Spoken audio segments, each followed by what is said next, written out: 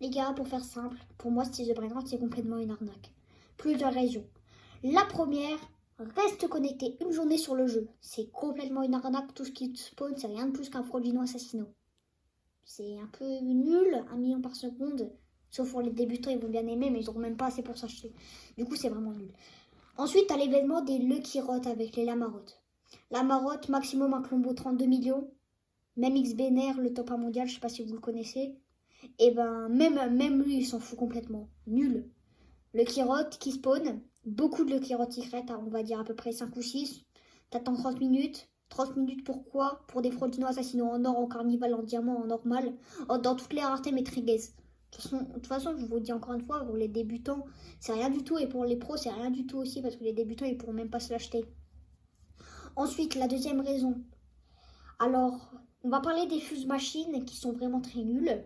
Parce qu'en gros, dans les fuse machines, t'as 1% tiramisu branini.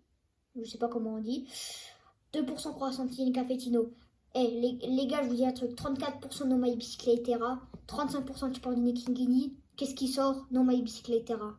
C'est vraiment une grosse arnaque, les gars. Vraiment trop de l'arnaque.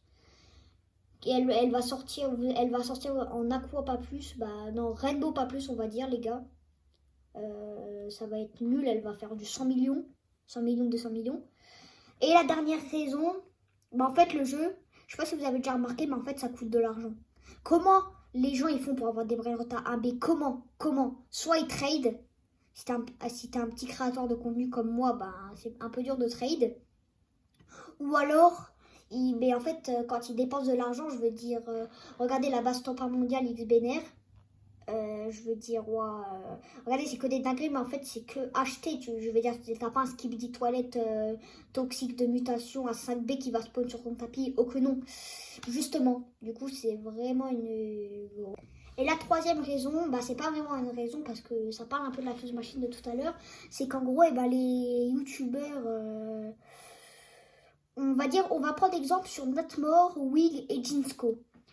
En gros, ben, même les autres youtubeurs qui jouent à Steel the Brain Rot sur Fortnite, hein, mais c'est qu'en gros, et ben, vous allez, euh, vous allez faire des fuse machines, et après, ça va vous mettre 2 heures parce que vous avez des chances d'avoir des dingueries.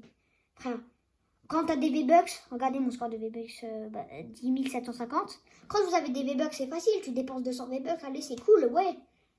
Quand t'as pas de V-Bucks, vraiment, ça se fait pas. Pour moi, Steve Brain Rot, c'est une arnaque. J'espère que vous avez bien aimé cette vidéo longue. C'était John Play. Et je vous likez, abonnez-vous à la chaîne, ça fait vraiment plaisir. Et voilà. Bah, dites-moi dans les commentaires votre avis si vous êtes d'accord avec moi. Et ciao les gars.